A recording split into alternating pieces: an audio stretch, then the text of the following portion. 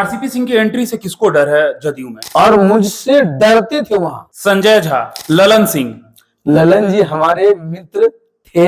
अगर जाएंगे तो क्या प्रशांत किशोर और आरसीपी सिंह दोनों एक साथ नीतीश कुमार के साथ हो अच्छा, जाएंगे? नितिन नवीन, सम्राट चौधरी बहुत अच्छे लीडर हैं। चाचा आरसीपी सिंह और भतीजा निशांत कुमार कब दिखेंगे? जब भी जहां किसी चीज की उन्हें समझिए आवश्यकता पड़ेगी। कुमार पर दबाव बना रहे हैं, उनको कोई दबाव में नहीं रख सकते। और अगर आरसीपी जी आ जाएंगे साथ में तो नीतीश के अगल बगल जो लोग चाहते हैं कि उनकी एंट्री ना हो। और मुझे किसी के साथ काम करने में किसी प्रकार की परेशानी नहीं। नीतीश जी से टेलीफोन पे बात होता है सर? यहाँ है इस दुनिया में तो बातचीत नहीं करिएगा क्या? कहा जाता है कि सबसे बड़े अगर कोई रणनीतिकार नीतीश कुमार जी के रहे हैं तो वो आरसीपी सिंह रहे हैं, और उनके साथ में वर्षों से एक सहयोगी के रूप में काम किया। तब आरसीपी सिंह का दिल अभी भी खुला है नीतीश कुमार के लिए? निश्चित रूप से भाई, हम लोग एक गार्जियन तो ही हो, हमसे उम्र में बड़े हैं, हमसे पहले वो चीजों में सब आए हैं। ओरमा ग्रुप, जो सोचता है वो करता है, आपके अपने सपनों का आशियाना।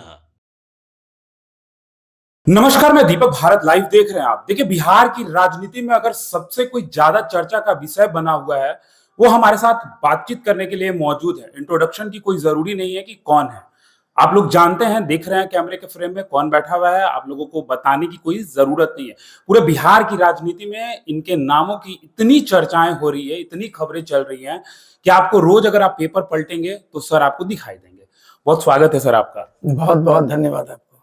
ये बातें तो बिल्कुल मैंने सही कहा कि अगर कोई बिहार की राजनीति में चर्चा का विषय बना हुआ है तो सिर्फ और सिर्फ आरसीपी सिंह। ये मैं कैसे कर सकता हूँ? बहुत सारे मुद्दे हैं जो चर्चा में है। जैसे अभी देखिए, देश भर में इतना बड़ा अंतर्राष्ट्रीय स्तर का एआई का समिट हुआ, उसमें दुनिया के 120 देशों के लोग आए, 45 जिसको कहते हैं head of the state, head of the country आए, और 30 इंटरनेशनल ऑर्गेनाइजेशंस के लोगों ने हिस्सा लिया। तो पिछले 6 दिनों से तो मैं देख रहा हूं कि देश में चर्चा में कोई चीज है तो है आर्टिफिशियल इंटेलिजेंस। मानता हूं मैं, देश की चर्चा में बिल्कुल आर्टिफिशियल इंटेलिजेंस है, लेकिन बिहार की चर्चा में अगर नाम किसी का है तो वो आरसीपी सिंह का ही है। सर, एक सवाल है मेरा, सबसे पहले हम आपको क्या कहें, क्या बोले कि जनसुराज के नेता या जदयू के सबसे पुराने कद्दावर नेता, कौन सा बात बोले सर? जो आपको अच्छा लगता है बोलिए। सर, मुझे तो अच्छा है, अगर हमसे पूछिए तो वो तो हमको पता है कौन सा अच्छा है, लेकिन अभी क्या बोलकर बोले सर? आप जो बोलना चाहिए बोलिए। जनसुराज के नेता या जदयू के कद्दावर नेता? देखिए, बात है कि आज की तारीख में ऑन डेट आप हमसे पूछिएगा तो मैं तो जनसुराज पार्टी में हूं, और जो आप कह रहे हैं तो निश्चित रूप से भाई, मैं वर्षों तक जनता दल यू में रहा, उसका राष्ट्रीय अध्यक्ष रहा, और जनसुराज पार्टी में भी अगर देखिएगा तो चाहे मैं हूं, प्रशांत जी हैं, सब लोग एक समय में जनता दल यू में ही थे, और बहुत सारे साथी हमारे जनसुराज में जनता दल यू बैकग्राउंड के ही है। तो यहाँ आप देखते हैं ना बिहार में कि एक बहुत बड़ा सेक्शन है जो आरजेडी का समर्थक उनका है, एक बहुत बड़ा सेक्शन है जो बीजेपी का है, और एक बहुत बड़ा समर्थक है जो वो नीतीश बाबू के साथ रहा है। बिल्कुल। तो जो लोग नीतीश बाबू के साथ रहे हैं, चाहे वो या जनसुराज में है या जनता दल यू में है या किसी और भी दल में है, तो वो हमेशा कहीं ना कहीं उसी बीच वाले जो मध्यम मार्गी कहते हैं ना, उस विचारधारा के लोग रहे हैं। तो अभी आप जनसुराज में हैं? आज की तारीख में तो मैं हूँ जनसुराज में, लेकिन अब दिखाई नहीं देते प्रशांत जी के साथ आप। देखिए, बात है ना कि अभी तो चुनाव समाप्त हुआ है। चुनाव के बाद आप देखते हैं कि बिहार में भाई एनडीए है, इंडिया है, वही लोग पक्ष में लोगों ने वोट डाला है। तो जब आप राजनीति करते हैं तो समझिए जरा, राजनीति है क्या? राजनीति है सत्ता का संघर्ष, और राजनीति आप सब करते हैं तो जो आप चाहते हैं, जो आपकी इच्छा रहती है कि अगर हमको सत्ता में अवसर मिले तो हम ये चीज लागू कर सकते हैं। तो देखिए, कोई राजनीति कोई सिर्फ राजनीति के लिए नहीं होती। राजनीति में आपका हमेशा प्रयास होता है, होना चाहिए कि कैसे आप सत्ता में रहें, जिससे कि आप जो सोचते हैं, आपकी जो विचारधारा है, उसको जमीन पर लागू कर सके। इसलिए भाई देखिए, हमेशा भाई इस चीज तो हमेशा देखे रहना पड़ता है ना कि आपको आगे करना क्या चीज है, कहां पर आप देखिए। हम लोग सब लोग हम देखें, जनसुराज में हम लोग थे तो चुनाव लड़े, चुनाव के बाद बिहार की जनता ने अपना मैंडेट दिया, तो उससे तो आपको लगता है ना कि भाई बिहार की जनता के सामने क्या जो है, जो कहते हैं ना कि जो ऑप्शन उनके पास है। सर आपने एक दो बातें एक साथ कह दी। हाँ। आप कहें कि मौजूदा स्थिति में मैं जन स्वराज के साथ हूं, लेकिन अपने आप एक लाइन जब कहा तो आपने कहा कि जन स्वराज में थे। हाँ तो थे, मतलब जन स्वराज में हम तो आखिर चुनाव लड़े ना हम लोग जी। जो मैं थे का मतलब मैं ही बोल रहा हूँ कि हम लोग लड़े। जब देखिए, आपको हमेशा राजनीति में है तो आंख मूंद के नहीं रहा जाता। बिल्कुल। आपको देखना पड़ेगा ना कि भाई अभी स्थिति क्या बन रही है। तो हम जिस जिस जिस एक कोर वोटर की बात हमने किया, जिसको हम लोग एड्रेस कर रहे हैं, वो कोर वोटर अगर आपके साथ नहीं है, तो आप अगर इसी तरह की राजनीति करिएगा तो कोई फायदा तो है नहीं। आप समय अपना गंवाइएगा, आपका रिसोर्स खर्च होगा। तो आपको तो हमेशा कोशिश करना है कि कैसे जो आपका कोर वोटर है उनके साथ कैसे आप जुड़े। ये राजनीति होती है ना। बिल्कुल। आरसीपी सिंह इतने बड़े रणनीतिकार हैं, प्रशांत किशोर इतने बड़े नेता हैं, दोनों एक साथ मिले हुए थे, यानी कि जन स्वराज के लिए काम कर रहे थे, लेकिन जन स्वराज की हार होती है दो इतने बड़े नेता के मौजूद होने के बाद। देखिए, एक बात मैं बता रहा हूं कि भाई ये तो जब आप काम करते हैं तो देखते हैं भाई, जिस समय जनता की, भाई बिहार में हम लोग चुनाव में गए, इतने बहुत अंदर तक हम लोगों ने देखा, हमने देखा कि भाई वो लोग आज की तारीख में नीतीश बाबू को ही वो पसंद करते हैं। ये फैक्ट है, इसमें किसी को मतलब समझिए कि कोई अदरवाइज सोचने से कोई फायदा नहीं है। तो जब आप जान रहे हैं कि यही स्थिति है, तो उसमें भाई आप रणनीति क्या बनाइएगा। तो जन स्वराज के साथ जाकर गलती हो गई आरसीपी जी से। गलती और सही की बात नहीं है। देखिए, गलती और सही की बात नहीं, कहीं आप जाते हैं तब तो आप समझते हैं कि भाई क्या चीज, किसी को देखना चाहते हैं। दो चीजें होता है, अभी हम इस कुर्सी पर बैठे हुए हैं, इस कुर्सी पर हम चीजों को समझ रहे हैं, उस कुर्सी पर बैठेंगे दूसरे समझते हैं। तो आप कहीं जाते हैं तो उसको गलती और सही नहीं कर सकते। आप अपना चीजों को देखते हैं, आपको एक पता चलता है ये क्या है।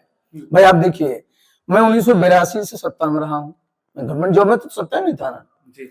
तो मेरा 44 साल का हमारा अनुभव हो गया है। तो 44 साल में 40 साल तो सत्ता में ही रहा हूँ, तो 4 साल से मैं जब बाहर हूँ तो हमारा जो एक अनुभव हो रहा है वो तो मैं सत्ता में था तो कभी नहीं था। बिल्कुल। तो आप जब अलग अलग जगहों पर काम करते हैं तो आपको अलग अलग अनुभव होते हैं। ये कहना उचित नहीं होगा क्या सही और क्या गलत है, अनुभव आपको अलग अलग होते हैं। तो जब प्रशांत किशोर आरसीपी सिंह के साथ मौजूद थे और आरसीपी बाबू को बिहार की राजनीति का अलग ही नॉलेज है, तो प्रशांत किशोर फिर ये क्यों कह रहे थे कि 25 सीटों पर सिमट जाएंगे नीतीश कुमार। मैंने क्या कहा, देखिए होता क्या है ना कि आप जब भाई आप कैंपेन में जाते हैं, अपनी बात रखते हैं, जिन बातों को रखते हैं, जनता में जिस बात को ट्रैक्शन होता है आपको लगता है, लेकिन जो जनता है जो वोट डालने जाते हैं तो पता चलता है वोट के दिन ना। देखिए, आप अगर उसको गौर से देखिएगा तो चुनाव के 2 दिन पहले किसी क्षेत्र में माहौल क्या रहता है, चुनाव के 1 दिन पहले क्या माहौल रहता है, चुनाव के दिन माहौल घंटों में बदलता है। तो ये इस चीज को आपको स्वीकार करना पड़ेगा कि एक पर्टिकुलर समय में उसमें जनता के मन में क्या है। मतलब बिहार की जनता के मन में सिर्फ और सिर्फ नीतीश कुमार है। एकदम थे भी और अभी भी है। हम आप तो घूमते रहते हैं ना, अभी भी लोगों के मन में है, क्योंकि उन्होंने जो काम किया उसके चलते लोगों के मन में है, उनके प्रति एक लगाव है, सम्मान है।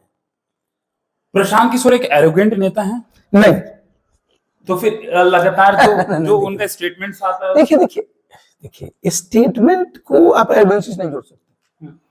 एरोगेंस किसको कहते हैं? एरोगेंस उसको कहते हैं जो बिना अध्ययन के, बिना अनुभव के आधार पर कुछ कहता है। तो फिर नीतीश कुमार को लेकर तो लगातार कह ही रहे थे प्रशांत किशोर, तो उनको एरोगेंस नहीं। देखिए, हमने क्या बताया कि वो अपनी यात्राओं पर रहते थे, लोगों के बीच जाते थे, लोगों से बातचीत करते थे, अलग अलग लोगों से मिलते थे, तो जो बातें छन की आती थी उसके आधार पर वो बोलते थे। वो कोई कमरे में बैठ के नहीं बोलते थे ना भाई। तो मानिएगा ना कि भाई कई वर्षों तक पूरा सघन दौरा किया, लोगों से मिले, गांव गांव गए, इसलिए उसमें एरोगेंस की बात नहीं आ सकती। वो जो बोल रहे थे या बोलते हैं तो उसके पीछे उनका अपना जो है इंटरेक्शन है या जो अनुभव है उसके आधार पर बोलते हैं। प्रशांत जी से कब बात हुई फोन पे लास्ट? प्रशांत जी पर हमारी बात होती रहती है, उसमें कोई दिक्कत नहीं है। हम लोग को तो अच्छा संबंध है आपसे, उसमें कहीं कोई परेशानी नहीं होगी।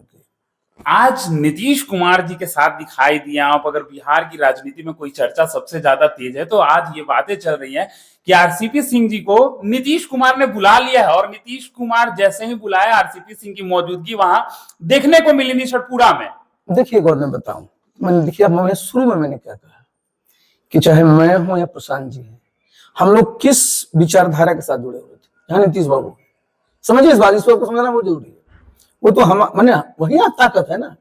तो भाई आप क्या चाहिएगा कि जो आपकी सोच है वो सोच कैसे मजबूत हो, उस शक्ति के साथ जितना ज्यादा आपका जुड़ाव होगा तभी तो होगा। और राजनीति को आज तो कोई चुनाव है नहीं, यानी कि चुनाव देखिए अभी कोई हाल में चुनाव नहीं जी, चुनाव तो ही होना है जो 2029 के पहले कोई चुनाव ही नहीं है। बिल्कुल। अभी तो देखिए सेंसस होगा, डिलिमिटेशन होगा, तो वो तो भी, लेकिन आपको समझना पड़ेगा जी, कि बिहार में जो आगे की राजनीति होगी, जी, तो आगे की राजनीति के बारे में जो सिर्फ मैं नहीं हूं ना, मेरे साथ बहुत लोग हैं, बहुत समर्थक लोग हैं, सबको आपको दिखाना पड़ता है कि भाई आप जब आप लीड करते हैं या कहीं आप जाते हैं तो आपको नजर में रखना पड़ता है कि भाई आगे किस प्रकार की राजनीति की गुंजाइश है। यानी कि आरसीपी सिंह और प्रशांत किशोर फिर से नीतीश कुमार के साथ होंगे और नीतीश कुमार और मजबूत होंगे। अच्छा बताइए राजनीति में क्या संभव है, बता दीजिए अपन को। कोई व्यक्तिगत लड़ाई किसी तो है नहीं। ये मुस्कुराहटें कुछ कह रही हैं। मुस्कुराहट तो मैं तो हमेशा मुस्कुराता हूँ, मुझे देखते मैं हमेशा मुस्कुराता हूँ और मुस्कुराना भी चाहिए। देखिए आदमी कितना तनाव में रहेगा, कितना अपना चेहरा को लंबा किए रहे।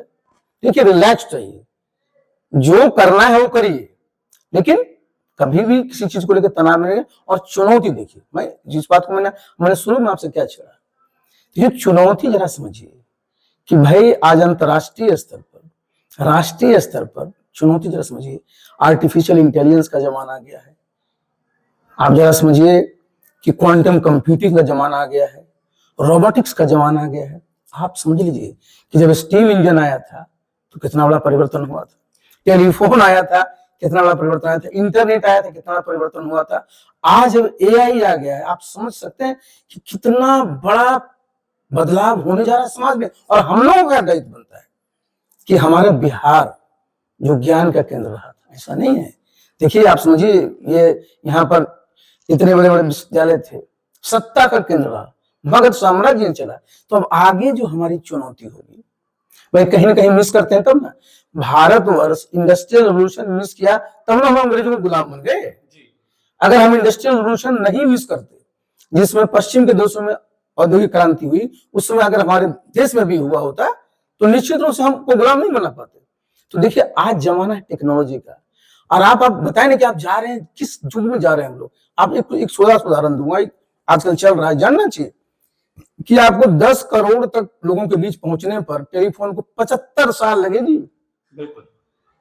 आप समझिए कि इसको कंप्यूटर को लगा 15 साल, इंटरनेट को लगा 7 साल, और जो आप चैट जीपीटी देखिए 2 महीना में 10 करोड़ लोगों को पहुंच गया। कितना बड़ा बदलाव होना चाहिए, चाहे वो शिक्षा का क्षेत्र हो, स्वास्थ्य का क्षेत्र हो, कृषि का क्षेत्र में। आपको बता रहा हूं बिहार में, देखिए बिहार के पूरे देश में हम लोग, हमारे यहाँ भूखमरी की समस्या होती थी, हम लोग को बाहर से अनाज लाना पड़ता था। लेकिन जब ग्रीन रेवोल्यूशन आया, जो टेक्नोलॉजी जो आई उसके साथ, आज देखिए भारत अमेरिका को चावल बेच रहा है, जरा समझिए इस बात को। बिल्कुल। और हमारा बासमती राइस के लिए अमेरिका में होड़ लगा हुआ है। तो हमको देखिए, हमको क्या करना है कि हमारा प्रदेश बिहार है, तो हम लोग इन सब चीजों में, एआई की चीजों में, क्वांटम कंप्यूटिंग के जीवनों में, रोबोटिक्स की चीजों में हम पीछे न रहें। इससे जरूरी क्या है कि जहां भी आप सत्ता है उसके आसपास रहिएगा, तब तो आप एजेंडा सेट करिएगा ना। अगर हम लोग आगे दुनिया बात करें एआई के बारे में और हम लोग अभी और पीछे चीजों की चर्चा करते रहेंगे, विपक्ष तो कह रही यूएस ट्रेड डील जो है वो कहीं ना कहीं बिहार के किसानों को जान मार देगी और कहीं ना कहीं किसानों का अब जो है समस्याएं और बढ़ेंगी। कैसे उनके बिना जो है उनके अनाज को अमेरिका में बेचा जाएगा? नहीं देखिए, मैं दूसरी बात कर रहा हूँ, यूएस ट्रेड डील अलग इशू है। मैंने बताया क्या चीज को कि आज हमारे यहाँ, हमारे भारतवर्ष में इतना राइस उत्पादन हो रहा है कि न सिर्फ हम सेल्फ सफिशिएंट हैं, बल्कि हम और कंट्रीज को एक्सपोर्ट कर रहे हैं। उसमें अमेरिका भी एक है जहाँ की हमारा राइस जा रहा है। पहले उनके पास वियतनाम का, थाईलैंड का, इनका जाता था। तो हम इस बात को बोल रहे हैं कि आज हमारा जो प्रोडक्शन, और आप आगे देखिए कि अभी एक जब आप देखते हो कि हमारा जो Indian council of agriculture research है, एक कोई वेराइटी लाता है, उसको 7 से 9 साल लगता है टेस्ट करने में जी। आपकी दवाएं जो बनती हैं 7 से 9 साल लगता है उनको टेस्ट करने में। और आज एआई के जमाने में आप समझिए कि 7 दिन 9 दिन में नया वैरायटी लोग इजाद कर लेगा, क्योंकि ये तो पूरा का पूरा डेटा का जो है ना एक्सप्लोजन है। तो हम लोग को देखिए अब टेक्नोलॉजी जो AI है क्या, एक टूल है, और ये टूल का उपयोग होना चाहिए कैसे हमारे यहाँ जो गरीबी है, जो हमारे यहाँ बेरोजगारी है, जो हमारे यहाँ पिछड़ापन है, उसको दूर करने के लिए। और एक बहुत बड़ा समझिए कि ये बहुत बड़ा टूल आने जा रहा है।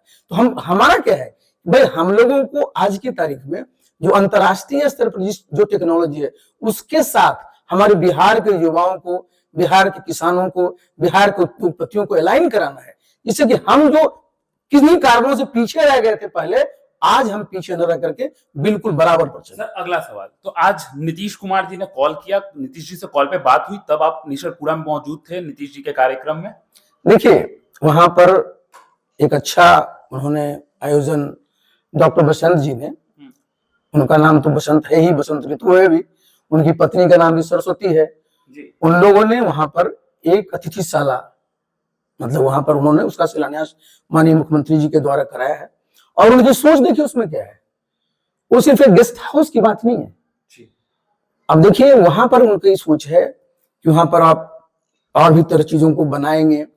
और ये मेन चीज क्या होना चाहिए जिसकी मैं चर्चा कर रहा हूं, कि जो इस प्रकार के मुद्दे हैं, जो इस प्रकार की टेक्नोलॉजी आने वाली है, उससे कैसे हमारे बच्चियों को पढ़ने लिखने का माहौल बने, उसके लिए किस प्रकार की इंफ्रास्ट्रक्चर की आवश्यकता हो, इसके मद्देनजर उन्होंने इसका वहां पर शुरुआत किया। और एक बहुत अच्छी सोच के तहत डॉक्टर साहब ने इसकी शुरुआत किया, मैं उनको धन्यवाद देता हूं। और जहां तक मेरे पास निमंत्रण आया था, जब निमंत्रण आता है तो भाई जब कोई आपको इस ऐसे कार्यक्रम में निमंत्रण देते हैं तो वहां जाने में कोई दिक्कत तो है नहीं। मतलब आरसीपी सिंह का दिल अभी भी खुला है नीतीश कुमार के लिए? अच्छा, हम लोग क्यों दिल को बंद करके रखें, ये बताइए हमको जरा। नीतीश बाबू के साथ आप भी जानते हैं कि भाई 1998 से 2022 तक कितना साल हुआ, 24-25 साल हुआ ना जी।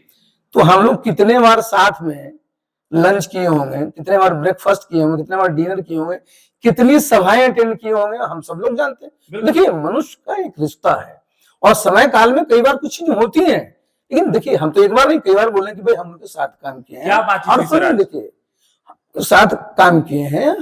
और निश्चित रूप से भाई हम लोग एक गार्जियन तो ही हो, हमसे उम्र में बड़े हैं, हमसे पहले वो चीजों में सब आए हैं।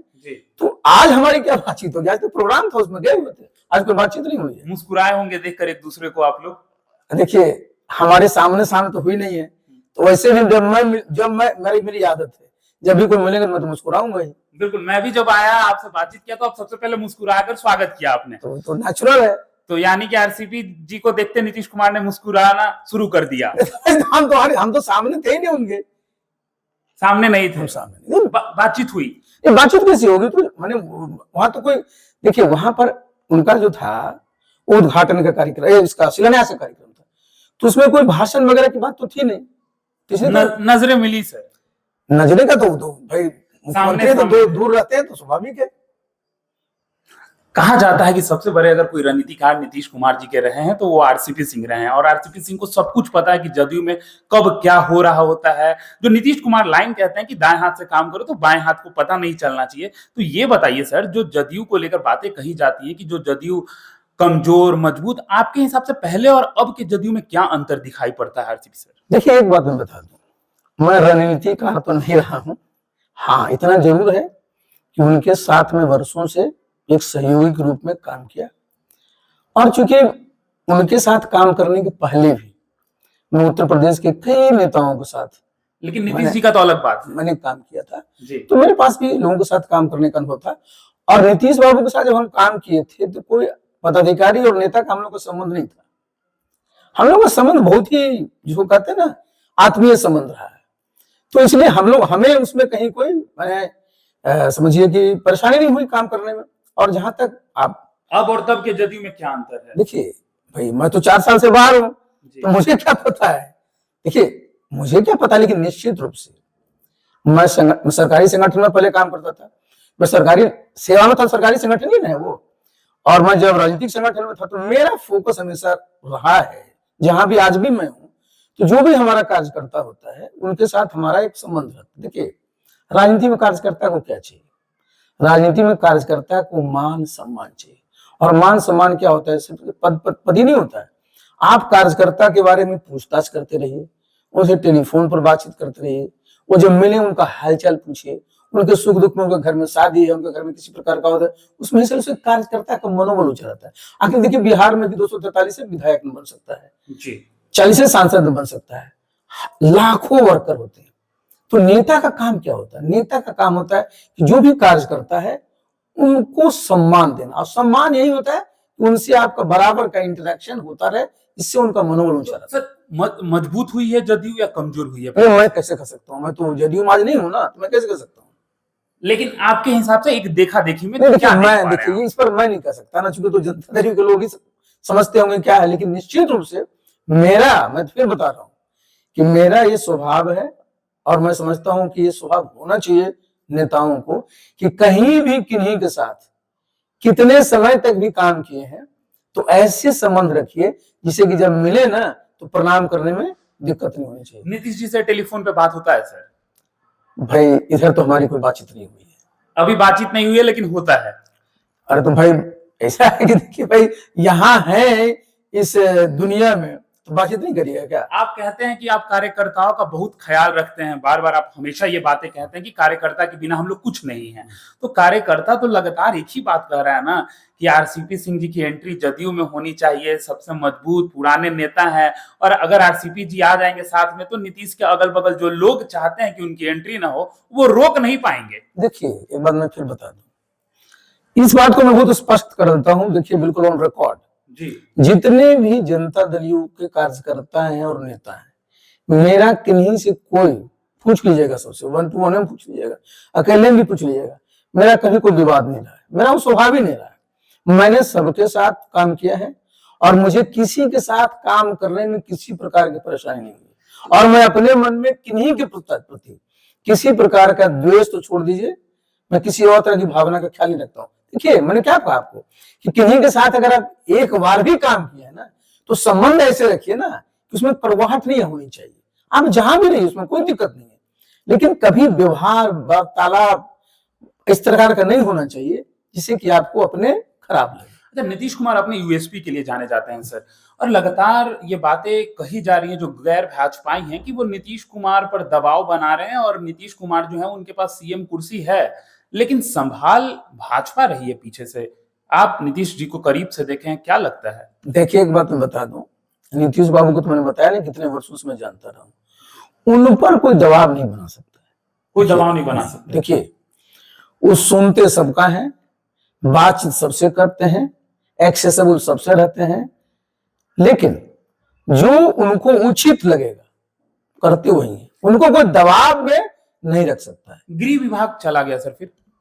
देखिए भाई एक बात बताइए, आप के सहयोगी हैं आपके साथ तो विभागों का बंटवारा होता है, जी, तो विभागों का बंटवारा होता है तो निश्चित रूप से जो भाई आप जब अलायंस में हैं तो कोई बातें तय होती है। मैं तो उस चीज को जानता नहीं हूँ क्योंकि मैं तो जब तक था नीतीश बाबू के साथ तो गृह मंत्रालय साथ में ही था, लेकिन कोई ना कोई जब बात होती है तो जब आप किसी अलायंस में जाते हैं तो बात हो जाती है। और एक बात समझिए, मुख्यमंत्री, जी, देखिए बिहार में मुख्यमंत्री के पास जितने भी ग्रुप ए के ट्रांसफर पोस्टिंग से जी, किसी भी मैंने समझिए कि उसके विभाग के, जी, वो तो सब उन्हीं के पास आता है। बिल्कुल, तो मुख्यमंत्री है ना, जी, गृह मंत्री जी हमको सहयोग करते हैं, जी, तो भाई तो अच्छी चीज है ना कि मुख्यमंत्री जी को एक सेकंड मैन भी मिल गया जो कि उस चीज को और देख सकते हैं।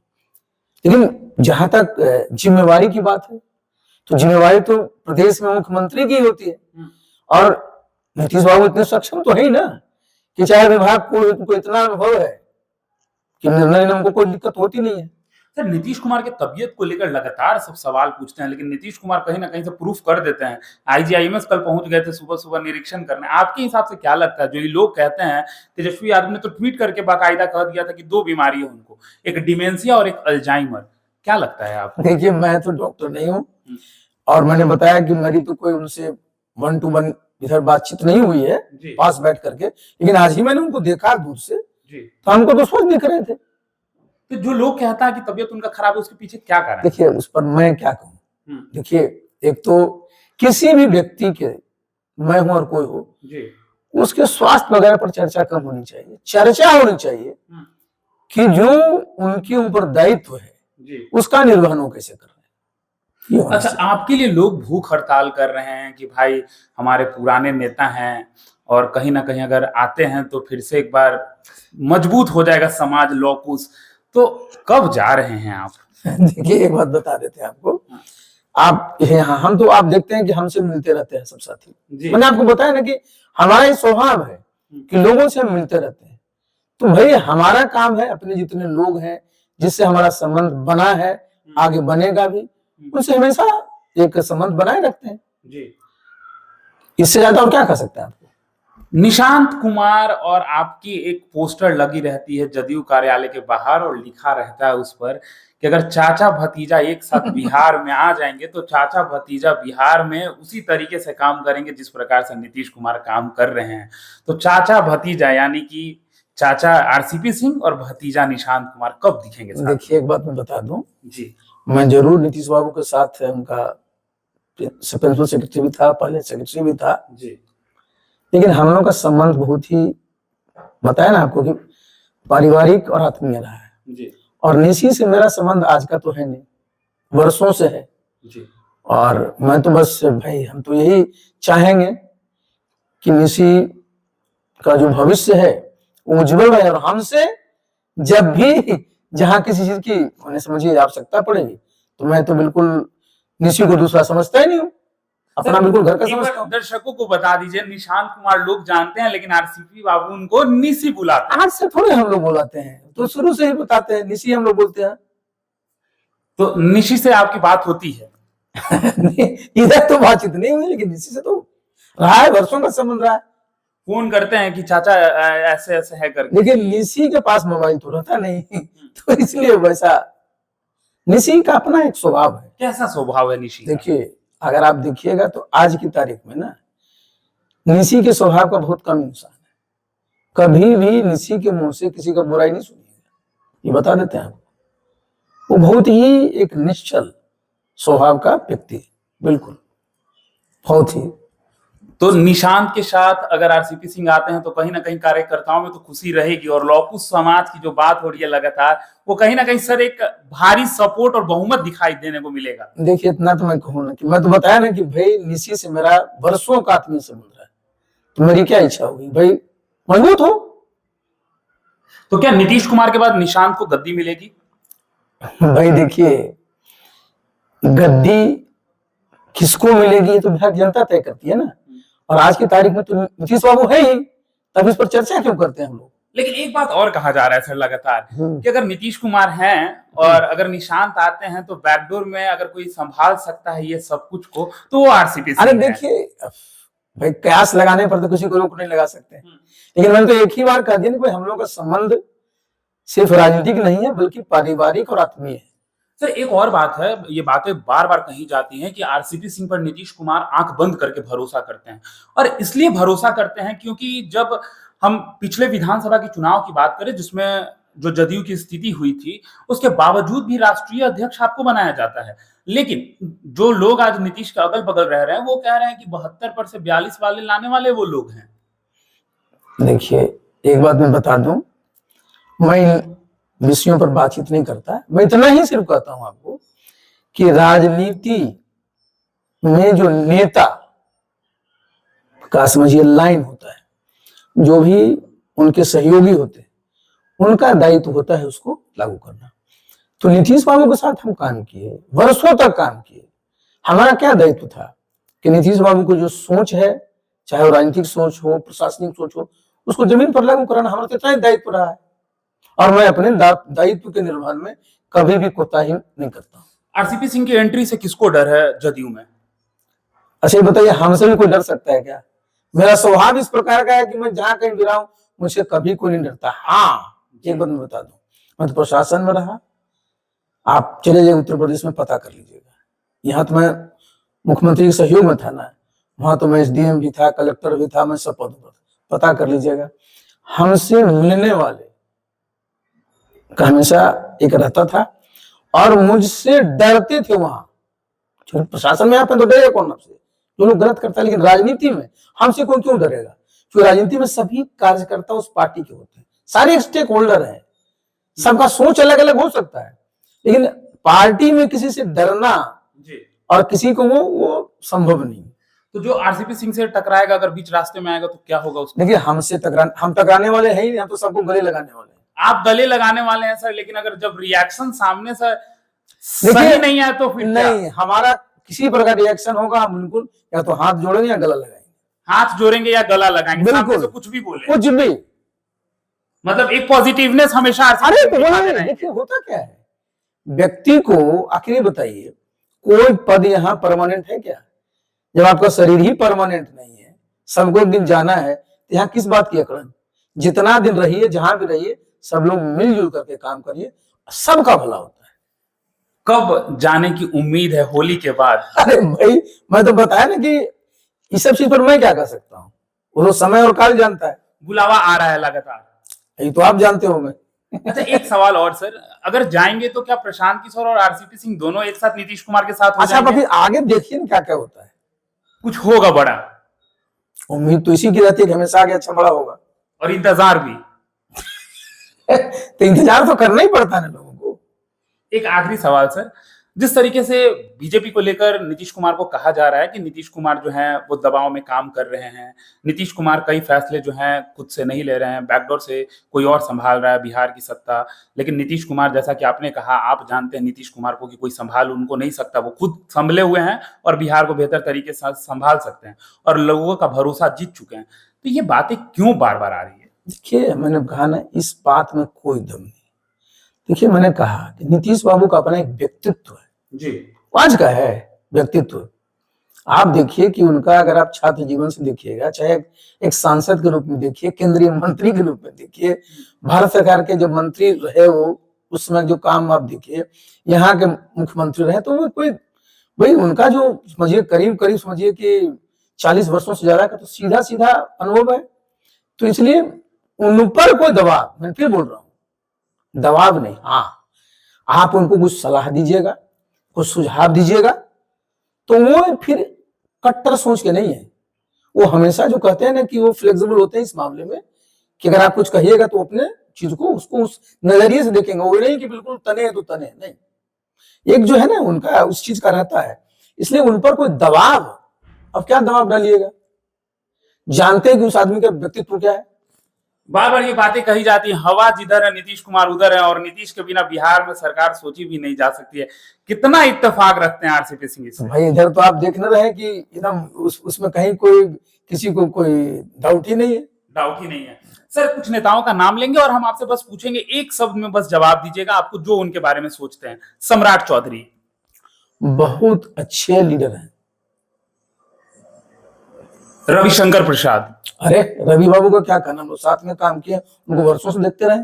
नितिन नवीन, बहुत बढ़िया एकदम। अगर आप देखिएगा कि यंग चेहरे में बिहार में बहुत पोटेंशियल है।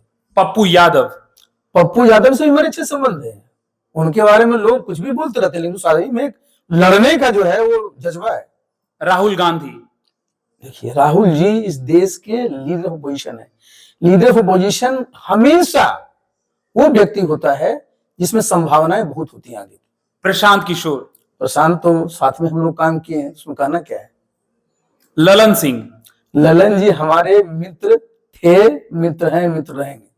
संजय झा, अरे संजय झा तो सब साथ में काम किए वर्षों तक। विजय चौधरी, विजय बाबू आप जानते हैं, उनके हमारे संबंध बहुत अच्छे रहे हैं और आज भी है। विजय सिन्हा, विजय सिन्हा जी तो भाई माने समझिए डिप्टी सीएम है, उनका घर लखीसराय है, मेरा से बड़ा ही उनका पर्सनल अच्छा संबंध रहा है। अच्छा संबंध रहा है। बिल्कुल।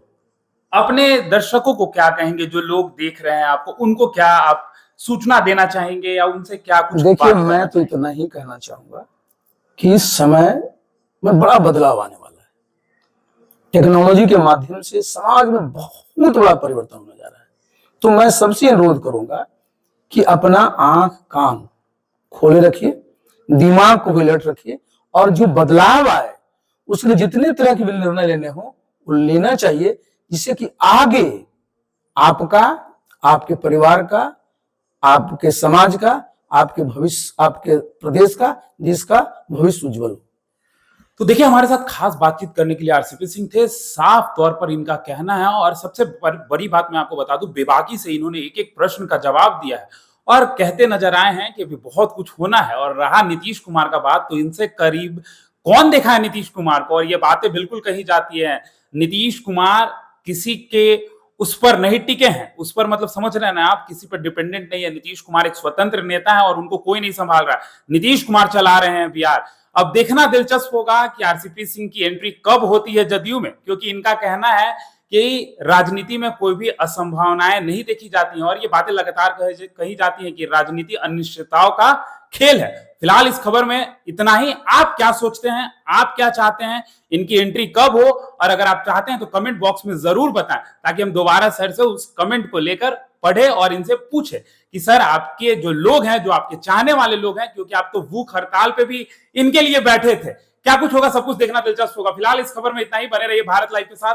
धन्यवाद। आपके सपनों को हमने सजाया है, ई होम्स पैनोरामा को हमने बनाया है। ई होम्स मेरा एक सपना था जिसपे मैं पिछले 4 साल से काम कर रहा था। हमने जो बनाया है वो सबने है माना। ई होम्स पैनोरामा में हो आपका भी आशियाना।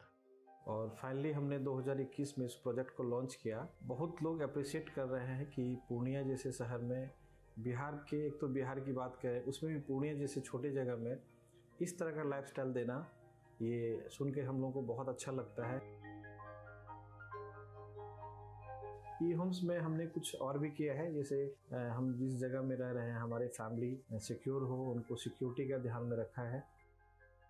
आपकी सुविधा और सुरक्षा आपके लिए खास है, ये आपका विश्वास है। इसमें आर्टिफिशियल इंटेलिजेंस का 7 लेयर सिक्योरिटी का हमने इस्तेमाल किया है। लस ग्रीन कैंपस को बनाया है। यदि हमारा बाउंड्री वाल है तो वो वर्टिकल गार्डन है। ये जितनी भी फैसिलिटी होता है एक इंटरनेशनल टाउनशिप में, ई होम्स है, ये हम लोग विश्वास नहीं कर पा रहे हैं। जो भी हमारे मित्र, दोस्त या जो भी हमारे बाहर के बाहर आते हैं, तो हम लोगों को बहुत अच्छा सुनने को मिलता है और बहुत अच्छा क्रेडिट मिल रहा है। वो सारा हमने सिर्फ एक बिल्डिंग नहीं बनाया, हमें एक बहुत अच्छा लाइफस्टाइल दिया ई होम्स में, और मेरा एक सपना था जिसको मैं आज फुलफिल होते हुए देख रहा हूँ। ये आपका आवास है। ई होम्स पैनोरामा में अब आपका निवास है। E homes panorama, luxurious lifestyle redefined. Panorama group, जो सोचता है वो करता है। अगर ये वीडियो पसंद आई और वह बिहार के राजनीति और बिहारियत से सरोकार रखेनी, तो सब्सक्राइब बटन दबा के चैनल के सब्सक्राइब कर ली। ओजे एगो घंटी बा, ओकरा बटन दबा देला से कुल सटीक और मारक खबर रुआ मुफ्त में मिल जाई। अगर रुआ पत्रकारिता के हमनी के नया प्रयोग में सहयोग कर चाहतानी, तो ज्वाइन बटन दबा दी। पेटीएम नंबर नोट कर ली 9386816700।